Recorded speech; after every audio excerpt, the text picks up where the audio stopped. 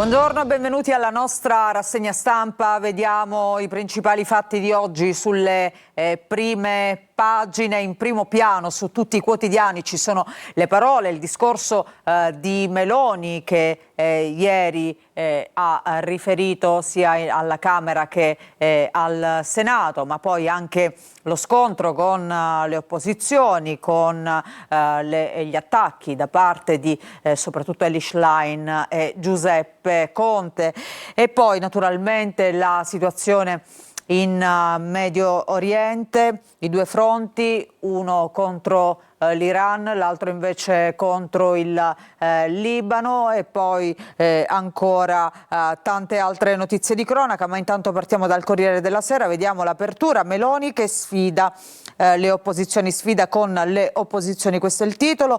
La Premier in aula, vado avanti, io non scappo. L'attacco di Schlein, non avete fatto nulla. La Presidente del Consiglio rivendica l'azione dell'esecutivo. Mattarella a Praga, l'Unione Europea acceleri sulla difesa comune. Poi il racconto appunto di questa informativa di Meloni, i toni da urne e il romanesco, Ragà è ancora lunga. Oggi c'è anche un'intervista a Boccia. Altro che rilancio, quello di Giorgia è solo un comizio, ha detto il deputato Dem, e poi ci sono anche le parole del leader di Azione Carlo Calenda, ma a sinistra non sono in grado di governare.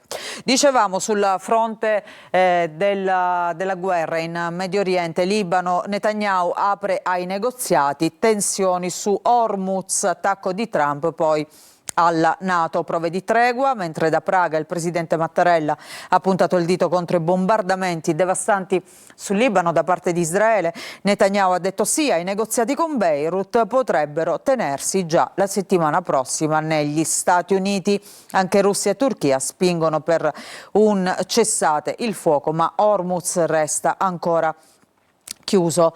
E poi le nomine del Tesoro, Mariani va a Leonardo al posto di Cingolani, Di Foggia passa a Eni, Cattaneo e Descalzi confermati.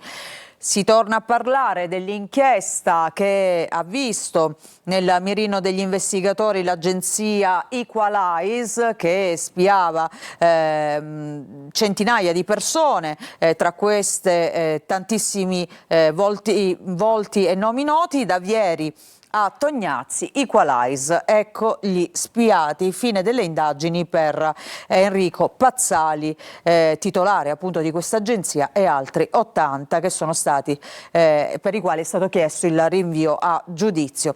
E poi vediamo invece la foto notizia dedicata a Yannick Sinner, che ieri ha avuto un piccolo calo di energia, così ha detto, tanto da chiamare il medico, il time out, chiama il medico, poi vince. Cosa è successo a Sinner? Il campione azzurro ieri ha sofferto sulla terra rossa di Montecarlo a causa di un calo di energia che poi è stato appunto superato. Yannick va così ai quarti a Montecarlo.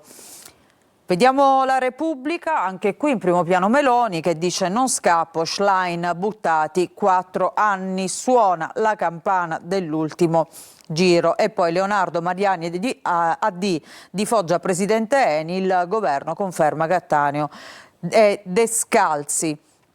Trump frena Netanyahu, pressioni degli Stati Uniti per fermare i raid su Beirut e salvare il vertice di pace con Iran a Islamabad. Il premier israeliano apre il negoziato con il Libano, Mattarella condanna invece i bombardamenti.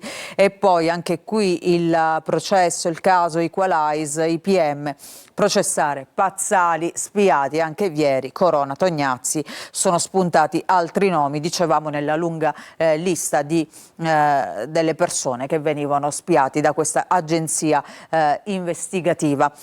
La Stampa, Meloni io non scappo, Schlein mai, fallito. E poi anche qui Netanyahu, bombe ai negoziati, pressing di Trump, Israele riduca gli attacchi, Bibi tratto con Beirut per disarmare Hezbollah. Avvenire, trattativa tra i raid, scrive in apertura il quotidiano di ispirazione cattolica. Israele apre a un negoziato negli Stati Uniti con il Libano, ma senza un cessate il fuoco. E poi Trump ottimista sul confronto con l'Iran, ancora molto critico invece sugli alleati della NATO.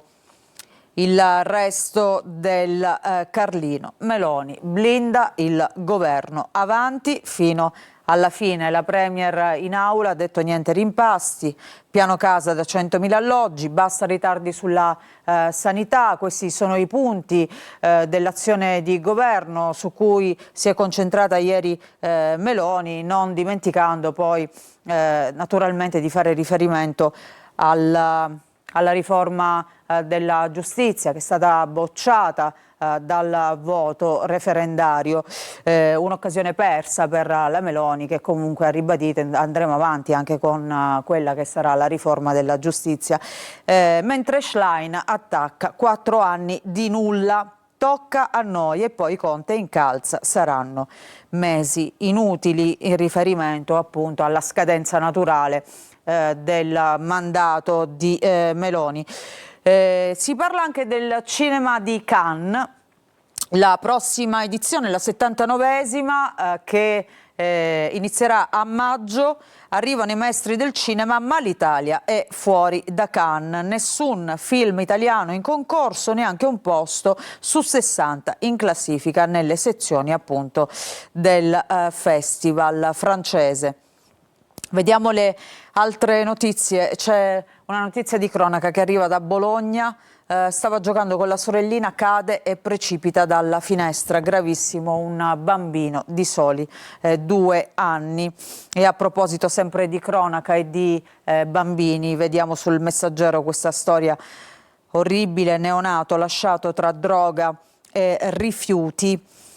A Roma, scoperta dai vigili una casa degli orrori. I genitori erano già indagati per la morte del fratellino, appunto, di questo neonato. Andiamo a vedere il giornale. Meloni, io non scappo, avanti fino al 2027, appunto la roadmap del governo che ieri è stata illustrata da Giorgia Meloni alla Camera e poi al Senato. E poi si parla anche di questa inchiesta del giornale Conte e il Covid Gate, tutte le carte dell'affaire cinese in pandemia, migliaia di mascherine donate a Pechino e poi ricomprate.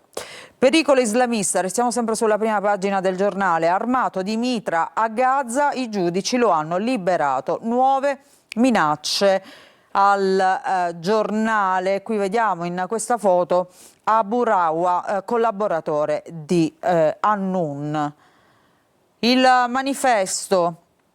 La stiamo perdendo, è il titolo di oggi. Dopo essersi rifugiata nei social, Meloni spiega al Parlamento come intende andare avanti, affrontare la batosta referendaria e le bombe di Stati Uniti e Israele, ma difendendo fantomatici record e accusando sempre l'opposizione che non va oltre la copia sbiadita di se stessa. Ancora. Il Fatto Quotidiano, il favoloso mondo di Meloni, scrive il Fatto, successi mai visti, tutte le bugie della Premier in aula, parole e realtà, un fact-checking su esteri e guerra, lavoro e potere d'acquisto, giudici e mafia e politica.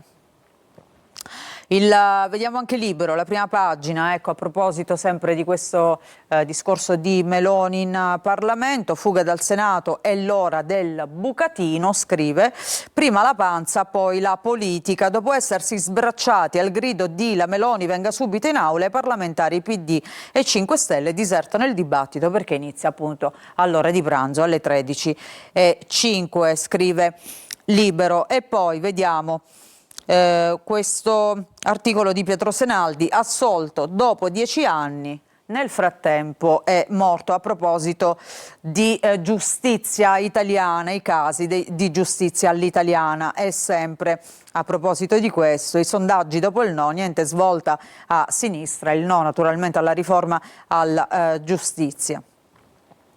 L'Unità, vediamo quali sono i titoli in primo piano. Intanto l'apertura, Meloni al Parlamento, il mio merito durare, Schlein parla di 4 anni invece buttati, e poi Netanyahu vuole far fallire la tregua. Ancora le ciniche bugie della Premier sui morti in mare a proposito di migranti. Vediamo il Sole 24 Ore, notizie di economia, intanto petrolio. In primo piano export USA da record segna un più 30% in aprile, secondo le stime, consegne di greggio statunitense per 5 milioni di barili al giorno, vendite verso Europa e Asia a prezzi superiori alle quotazioni del WTI. E poi vediamo anche qui Meloni, patto stabilità, stop se la crisi peggiora, piano per casa e lavoro, queste le sue parole in Parlamento. Ancora sugli extra profitti, la Premier ha detto pronti a ogni misura antispeculazioni, compresi ulteriori interventi sui profitti delle società energetiche. Niente dimissioni nel rimpasto, governeremo per 5 anni come ci siamo impegnati a fare. Poi per il piano casa ha come obiettivo rendere disponibili tra alloggi popolari e a prezzi calmierati oltre 100.000 case in 10 anni. Sul fronte della guerra invece trattativa diretta tra Israele e Libano, ma continuano attacchi e sgomberi. Negoziati spinti da Trump per salvare il dialogo, al via la prossima settimana. Negoziati che potrebbero appunto essere avviati negli Stati Uniti. E poi lo stretto di Hormuz, Khamenei, l'Iran controllerà Hormuz, passaggio di 15 navi al giorno. La tregua fragile regge, poi Trump molto ottimista su un accordo e i negoziati in Pakistan tra Stati Uniti appunto e Iran. Vediamo ancora qualche prima pagina, il Sole, scusate, il Secolo XIX, vediamo questa notizia, turisti bloccati in Corsica dallo sciopero dei pescatori.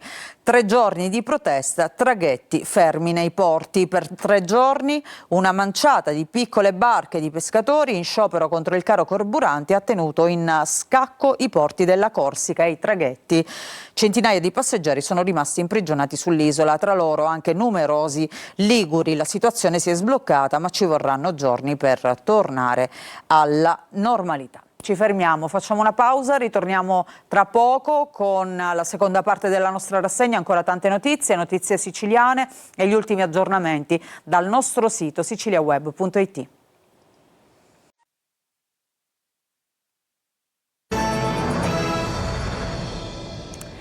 Bentrovati.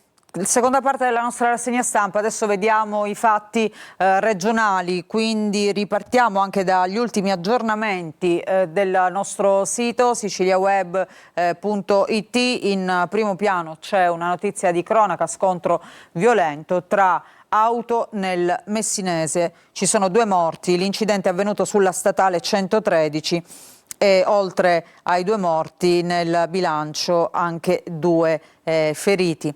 E poi vediamo curva a velocità, sempre a proposito di incidenti, e schianto contro un'altra macchina, grave un 23enne, incidente avvenuto a Palermo. E sempre a Palermo vediamo questa notizia, un'altra intimidazione, siamo a Sferracavallo, 30 colpi di Kalashnikov contro una rimessa d'auto. Andiamo a vedere appunto all'interno la sparatoria, dicevamo, a Sferracavallo, sfondati i vetri del cancello, macchine danneggiate, nuova intimidazione nella frazione di Palermo. La scorsa notte un uomo a bordo di una Fiat 500 nera si è fermato davanti a questa rimessa di auto e ha sparato 30 colpi con una mitragliatrice Kalashnikov contro un cancello a vetri, alcune auto parcheggiate dentro. Un complice lo ha atteso in macchina con il motore motore acceso. Sul posto sono intervenute le volanti del commissariato San Lorenzo. I proiettili hanno sfondato i vetri spessi del cancello e hanno danneggiato le auto parcheggiate in fondo alla rimessa, a circa 50 metri dal punto in cui è stato aperto il fuoco. Alcuni colpi sono finiti anche sul gabbiotto dove dormivano due custodi. Qualche settimana fa, esattamente 3, la stessa modalità di azione era stata utilizzata contro il deposito di Sicily by Car, sempre a Palermo, in via San Lorenzo. E allora, questi gli ultimi aggiornamenti. Noi adesso ritorniamo invece alle prime pagine dei quotidiani che oggi trovate in edicola, e allora vediamo la prima di Repubblica Palermo. Si parla di politica e di giovani. In Sicilia, politica negata ai giovani, solo 3 under 40 tra i sindaci. L'onda del referendum tradita dalle scelte sulle candidature alle elezioni amministrative. Il riferimento è alla larga partecipazione che c'è stata proprio dei giovani durante il voto, appunto per il voto del referendum. In controtendenza però i candidati non sono poi così giovani esattamente. A Enna in campo invece Crisafulli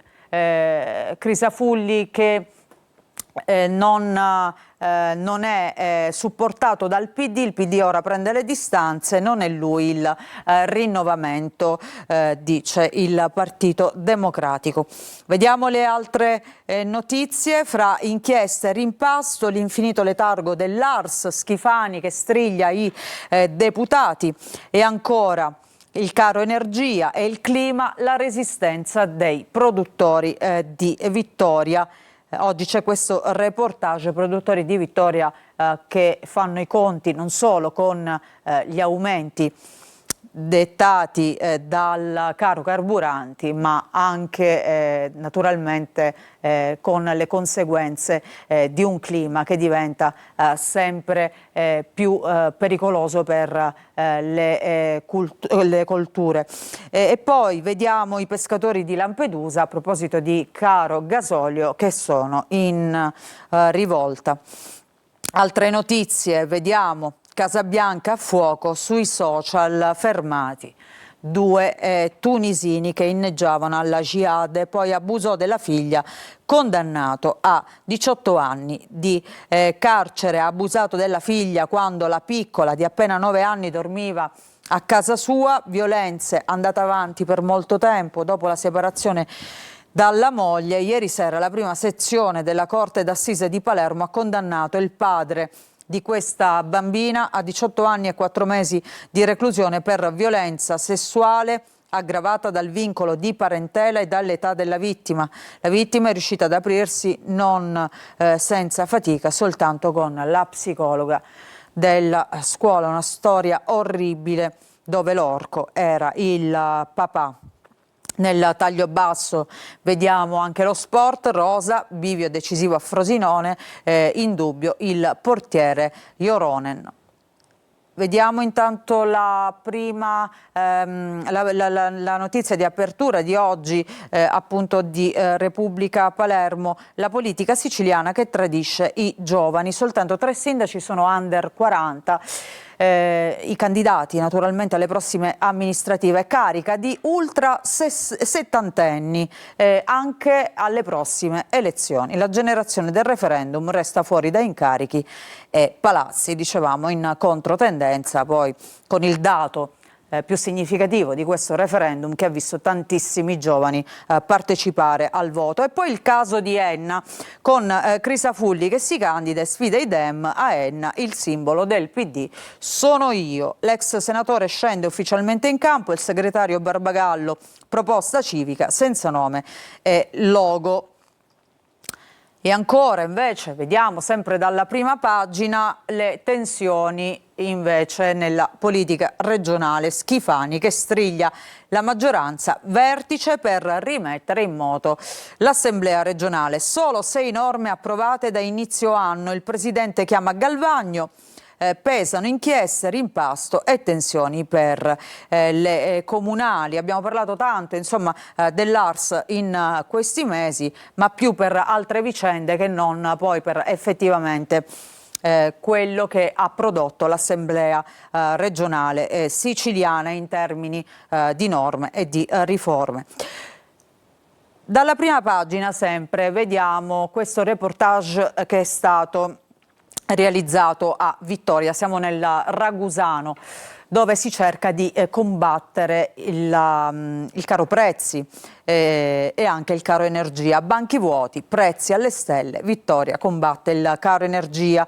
Viaggio nel più grande hub ortofrutticolo del sud, i danni maggiori dal clima, ma questa situazione può farci vincere la sfida con l'estero. E poi il gasolio è una materia prima che si riflette sul costo finale di un prodotto e anche la distribuzione ne risente, dice l'Unione dei consumatori. Mentre a Lampedusa aumento dei carburanti della marineria, pronti a consegnare le licenze. A 2 mesi dalla visita del Papa, i pescatori dell'isola lamentano il mancato ascolto ai loro appelli sulla crisi del settore. Vediamo il giornale di Sicilia.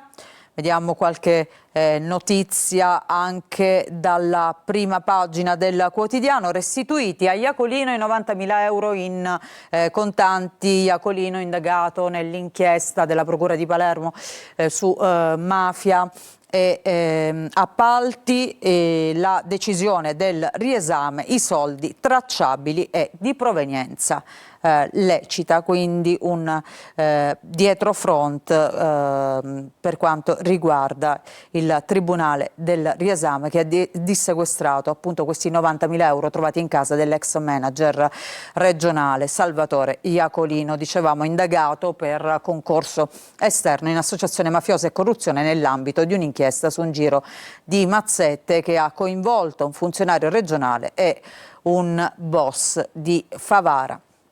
Anche qui il Palermo che questa sera sfida il Frosinone. Inzaghi, siamo carichi, serve la partita perfetta.